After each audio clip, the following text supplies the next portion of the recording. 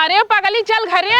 नहीं माई हम घरे ना जब हम मौसा से मिल पाए। अरे मौसा तोर परदेश है। नहीं मौसा परदेश नहीं हम मौसा देखे है। हम मौसा से मिल छोड़म का। कहां तक देखे मौसा के? हम मौसा देखे हम मौसा के लगे जाबे। मौसा नहीं मौसा नमस्ते गोल नहीं परत है।